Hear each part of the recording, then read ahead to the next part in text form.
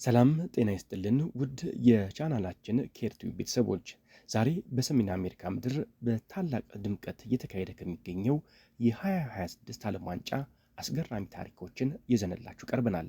እድሜ ቁጥር ብቻ ነው ይላሉ።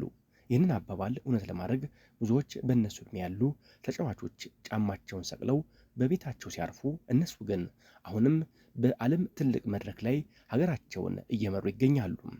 ዛሬ በ2026 ዓለም ዋንጫ ላይ እድሜያቸው 40ና ከዛ በላይ ሆኖ ታሪክ እየሰሩ ያሉትን 6 ድንቅ አንጋፋ ተጫዋቾችን እንመለከታለን። እስከ ቪዲዮ መጨረሻ አብራችሁን ቆዩም። ግሪግ ጎርደን ስኮትላንድ 43 ዓመት የ26ቱ ዓለም ዋንጫ በእድሜ ትልቁ ተጫዋች ነው። የስኮትላንድ ብሔራዊ ቡድን ግብ ጠባቂው ግሪግ ጎርደን በ43 ዓመቱ በታሪክ ሁለተኛው ትልቁ የዓለም ዋንጫ ተጫዋች መሆን ችሏል። ከባድ የእግር ስብራት አጋጥሞት የነበረ ቢሆንም ሁሉንም ፈተና አልፎ ለሀገሩ ግብ ጠባቂ ሆኖ መቆሙ እውነተኛ የጽናት ተምሳሌት ያደርገዋል። ሁለተኛ ክርስቲያኖ ሮናልዶ ፖርቹጋል 41 ዓመት። ቀጥሎ የምናገኘው ከሜዳ ላይ ጠበብት ተጫዋቾች ሁሉ በእድሜ አንደኛ የሆነው የማይበገረው ክርስቲያኖ ሮናልዶ ነው። በ41 ዓመቱ በታሪክ ለስድስተኛ ጊዜ በዓለም ዋንጫ በመሳተፍ አዲስ የዓለም ክብረ ወሰን አስመዝግቧል። በቅርቡ በምድብ ጨዋታ ላይ ኡዝቤኪስታን ላይ 2 ጎሎችን በማስቆጠር አሁንም በአጥቂነት ብቃቱ ዓለምን እያስገረመ ይገኛል። ሶስተኛ ጌሌሞ ኦቾኦ ሜክሲኮ 40 ዓመት። የዓለም ዋንጫ ሲመጣ ስሙ የሚነሳው የሜክሲኮ ድንቅ ግብ ጠባቂ ጌሌሞ ኦቾአ አሁን ላይ እድሜው 40 ዓመት ደርሷል። ልክ እንደ ሮናልዶ ሁሉ ኦቾኦም ለ6 ጊዜ በዓለም ዋንጫ ላይ በመሳተፍ ታሪክ ሰርቷል። የሜክሲኮ መረብ ጠባቂ ሆኖ መቆሙ አሁንም ለተጋጣሚ አጥቂዎቹ ትልቅ የራስ ምታት ነው።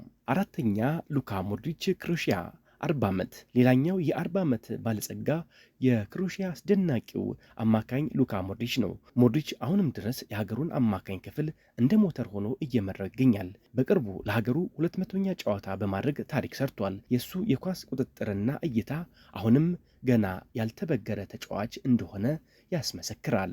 አምስተኛ ማኑኤል ኖየር ጀርመን 40 ዓመት። የጀርመን ብሔራዊ ቡድን ምሰሶ የሆነው የ40 ዓመቱ ማኑኤል ኖየር እንደ አውሮፓውያን አቆጣጠር በ2014 ጀርመንን የዓለም ዋንጫ እንድታነሳ ካደረገ በኋላ አሁንም በ2026ቱ በጠንካራ ብቃቱ የጀርመንን መረብ እያስጠበቀ ይገኛል። ስድስተኛ ኤደን ጄኮ ቦስኒያ 40 ዓመት። በመጨረሻ የምናገኘው የቦስኒያ አንበሳ ኤደን ዴኮን ነው።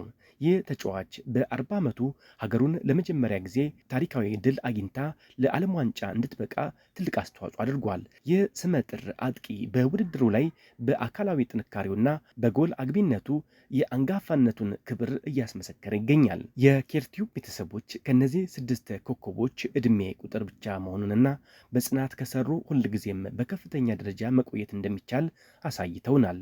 ከነዚህ የ40 ዓመትና ከዛ በላይ ጀግኖች መካከል የእናንተን ቀልብ ይበልጥ የሳቡ ማን ነው? ሙሉ ታሪኩን የሚያትት መረጃ እንድናሰናዳላችሁ የምትፈልጉት ተጫዋችስ አለ ወይ? መልሳችሁን በኮሜንት መስጫ ላይ አኖሩልን።